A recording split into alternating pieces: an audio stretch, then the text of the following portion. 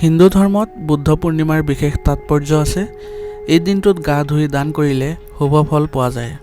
গতিকে এইবাৰ কোনটো দিনত বুদ্ধ পূৰ্ণিমা হ'ব আৰু কি হ'ব শুভ সময় জানি লওঁ আহক।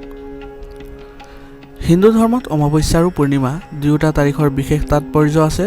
এই তাৰিখত গা ধুই দান কৰিলে গুণগত ফল পোৱা যায়।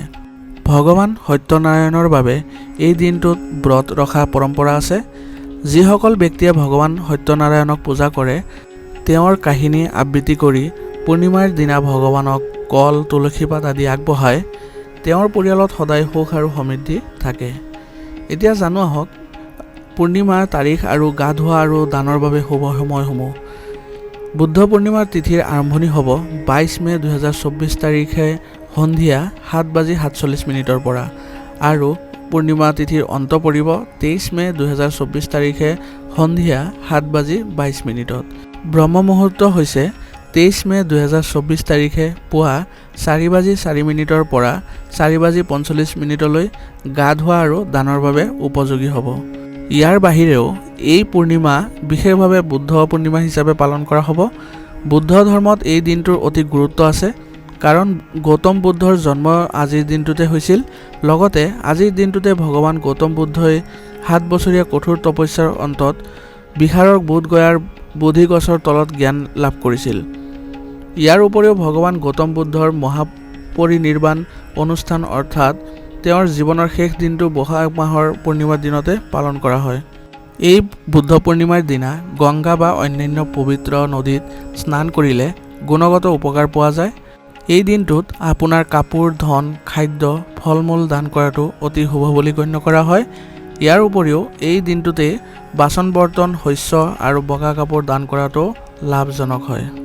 এতিয়া জানো আহক এই দিনটোত কিছু বিশেষ বস্তু ঘৰলৈ আনিলে ঘৰত সুখ আৰু সমৃদ্ধি আহে, লগতে টকাৰ কেতিয়াও অভাৱ নহয়। প্ৰথমতে ৰূপৰ মুদ্ৰা। ৰূপৰ ধাতুৰ সম্পৰ্ক চন্দ্ৰ ঈশ্বৰৰ সৈতে আছে। সেয়েহে পূৰ্ণিমাৰ দিনা ঘৰলৈ ৰূপৰ মুদ্ৰা এটা আনিলে জীৱনলৈ ইতিবাচক শক্তি কঢ়িয়াই আনে আৰু পৰিয়াললৈ সুখ আৰু সমৃদ্ধি কঢ়িয়াই আনে। সেইবাবে এইবাৰ বুদ্ধ পূৰ্ণিমাত আপোনাৰ ঘৰত এটি সৰু হ'লেও ৰূপৰ মুদ্ৰা আনক, আপোনাৰ ধন আৰু সমৃদ্ধি বৃদ্ধি পাব। দ্বিতীয়তে হৈছে পিতলৰ হাতী। বুদ্ধ পূৰ্ণিমাৰ শুভ উপলক্ষে পিতলৰ ধাতুৰে নিৰ্মিত হাতী অনাটো উপকাৰী আৰু ইয়াক শুভ প্ৰভাৱ বুলি গণ্য কৰা হয়। ইয়াৰ ফলত ঘৰত অৰ্থনৈতিক বিকাশ ঘটে আৰু বহু ধৰণৰ সমস্যা সমাধানো হয়। তৃতীয়তে শ্ৰীযন্ত্ৰ।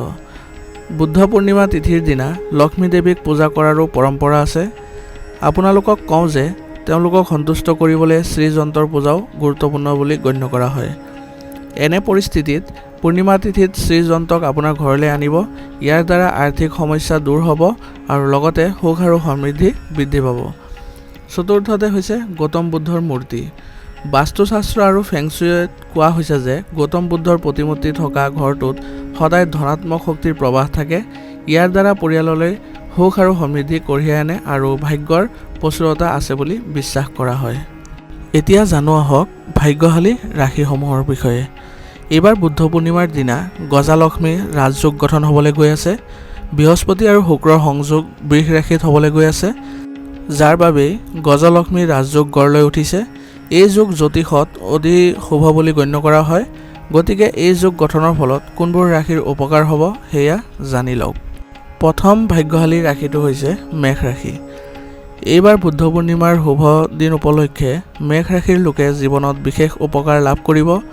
আপুনি চেষ্টা কৰা কামত সফলতা অৰ্জন কৰিব পাৰিব আৰু লগতে চাকৰি আদিৰ লগত জড়িত লোকসকলে তেওঁলোকৰ আৰ্থিক অৱস্থা ধুনীয়াকৈ বজাই ৰাখিব পাৰিব। দ্বিতীয় ভাগ্যশালী ৰাশিটো হৈছে কৰ্কট ৰাশি। কৰ্কট ৰাশি থকা লোকে কৰ্মক্ষেত্ৰত পদোন্নতি লাভ কৰিব। যদি আপুনি কিবা এটা কাম আৰম্ভ কৰাৰ কথা ভাবিছিলে তেন্তে এই সময়ত সফলতা লাভ কৰিব। শীৰ্ষ বিষয়াসকলে আপোনাৰ কামৰ শলাগ ল'ব। এই সময়ছোৱাত পৰিয়ালটোৰ লগত এটা ভাল সময় আহিব। তৃতীয় ভাগ্যশালী ৰাশিটো হৈছে সিংহ ৰাশি। বুদ্ধ পূৰ্ণিমাৰ উপলক্ষে সিংহ ৰাশিৰ লোকসকলৰ বাবে আৰ্থিক লাভৰ সম্ভাৱনা আছে। ব্যৱসায়ৰ লগত জড়িত লোকসকলে লাভ পাব, যাৰ ফলত আপুনি আৰ্থিকভাৱে লাভৱান হ'ব। নতুন নতুন কৃতিত্বও লাভ কৰিব। চতুৰ্থ ভাগ্যশালী ৰাশিটো হৈছে তুলা ৰাশি। বুদ্ধ পূৰ্ণিমাৰ দিনা তুলা ৰাশিৰ লোকে আৰ্থিক সুবিধা লাভ কৰিব পাৰিব। আপোনাৰ বাকী থকা কাম সম্পূৰ্ণ হ'ব। ব্যৱসায়ত থকা অংশীদাৰিত্বৰ পৰাও আপুনি ভাল লাভৱান হ'ব পাৰিব। এই সময়ছোৱাত আপোনাৰ সন্মান আৰু অধিক বৃদ্ধি পাব। ধন্যবাদ। আজিৰ ভিডিঅ'টো ইমানতে সমাপ্ত কৰিছোঁ। যদি আপোনালোকৰ ভিডিঅ'টো ভাল লাগিছে ভিডিঅ'টো লাইক কৰিব আৰু চেনেলত যদি নতুন হৈ আছে তেন্তে চেনেলটো ছাবস্ক্ৰাইব কৰিবলৈ নাপাহৰিব।